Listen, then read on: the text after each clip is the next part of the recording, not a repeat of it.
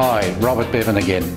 Great deal of pleasure I introduce to you Dean Olsen from Starr Partners Auburn. And Dean, having spent a little bit of time in the main street today, Auburn must be the most ethnically diverse suburb or town in Australia. Yeah, I'd agree, Robert. We've got probably more races than any other single suburb anywhere. Just list some of those ethnic communities that you're servicing. Lebanese, Turkish, Chinese, Korean, Afghani, Fijian Indians, Sri Lankans, you name it, we've got them here. And walking through your office, I would say you've got just as many ethnic races in the office as well, and you must speak a lot of languages. Yes, 8 or 9 languages. 8 or 9 languages, yeah. And the total staff of?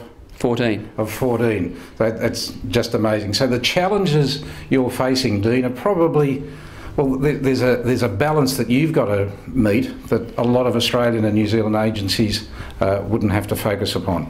Yeah, we have customs that we have to take care of. We just recently had Ramadan here, and it's a high Muslim religion in this area, and there's certain things you have to be careful of at that time, and certain customs with shoes on and off and things like that that we have to be mindful of. I would think that'd be some of those sorts of things would make it such a great place to work. It'd be, I think, challenging, but also very, very enjoyable and rewarding. I found it very interesting learning about the other religions and learning about people, and I think you lose a lot of prejudice that some people who don't know about them have.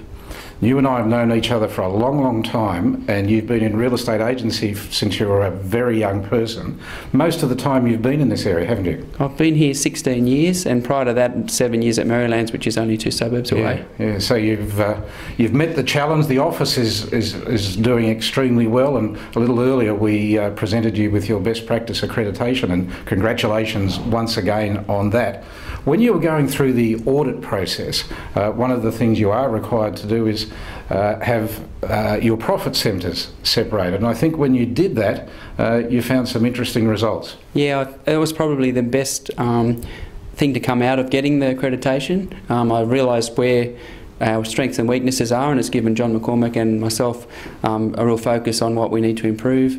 The rent roll was always thought of as being the best and most valuable part of the business, which when you come to sell it, it is, but we need to do something and work on the profit that's coming out of that centre.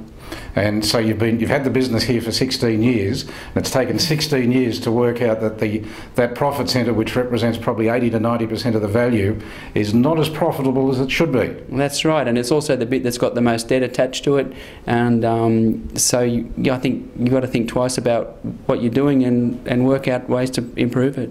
Yeah, so there's a very good tip right from the coalface. If you're not benchmarking, most top 10% businesses benchmark every 6 months. When they prepare the budget, they revise the budget 6 months afterwards.